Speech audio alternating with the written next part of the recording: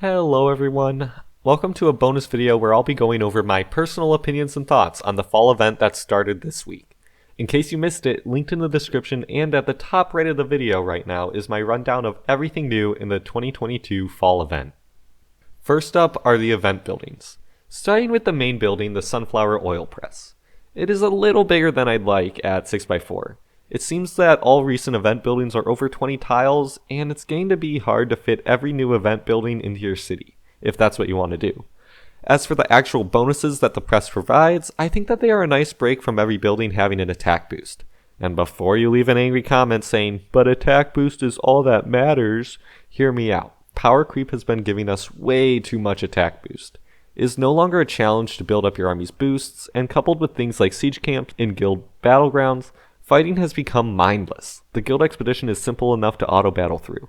High attrition can be reached in guild battlegrounds while auto-battling. There just comes a limit when another attack boost building isn't new or interesting anymore. Just the same building with a different look and size. With that said, I probably won't be placing the Sunflower Oil Press in my main city. It's too big and it doesn't really provide any benefit to me there. I already produce more than enough goods, forge points, and units with my other buildings. The story is the same with my in-progress diamond farm. However, I think I might try for this building in my tiny town. I'll link the video explaining my tiny town in the description and at the top right. If you haven't seen it yet, I'm trying to reach high ages using only the original 16x16 tiles from the start of the game with no expansions.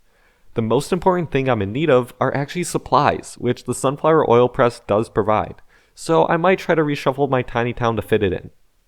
Overall though, I think that the press is an okay main building, but there's little to make it special and there's nothing too unique about it. However, the same cannot be said about the exclusive Cobalt Lagoon and Donkey enclosure, both 2x2 and available from the event pass.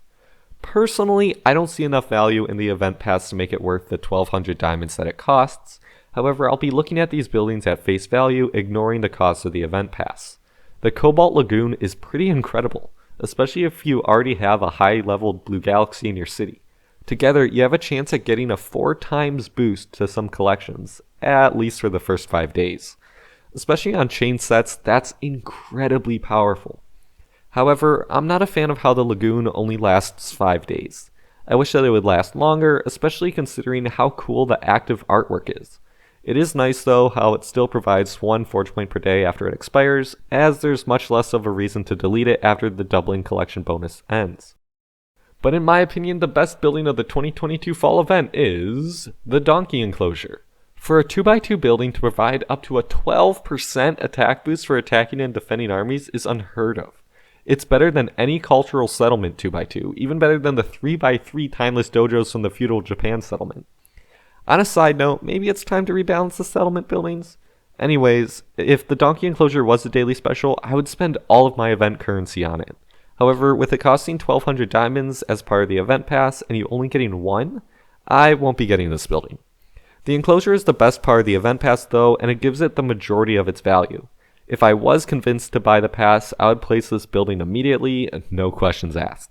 As per the event minigame itself, I've never been a huge fan of the bakery style minigame.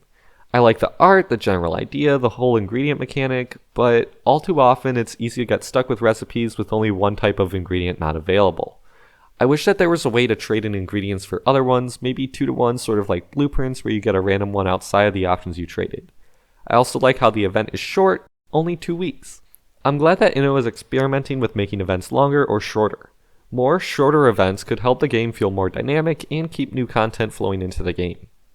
Additionally, I enjoy how the fall event leverages 2 simultaneous event quest lines to give you faster progress through the rush quests. Now on to the other most important prizes, the daily specials. I think that the daily specials are above average here, with so many good options from the Harvest Farm kits I'll be going for in my main city, to the Winter's Plaza kits that I want in my diamond farm, and the renovation kits for my tiny town. Usually we don't see such a good mix of rewards from such a short event, so I'm excited to win as many as I can. I'm also glad that Inno seems to be keeping the option to switch daily specials with events going forward. It makes it a lot easier to get the prize that you want. I'm interested to hear what daily specials you'll be going for. Be sure to drop a comment down below. Finally, I did want to note that there has been some concern brought up with needing to place in the top 20% of players in your world to get a fully leveled sunflower oil press, and I think that's still fair. I've never had a problem with not placing in the top 20% or higher leagues just by playing through all the quests and collecting incidents.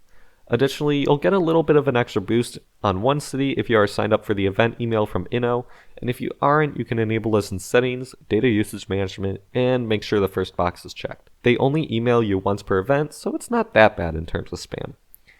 And I think that covers everything.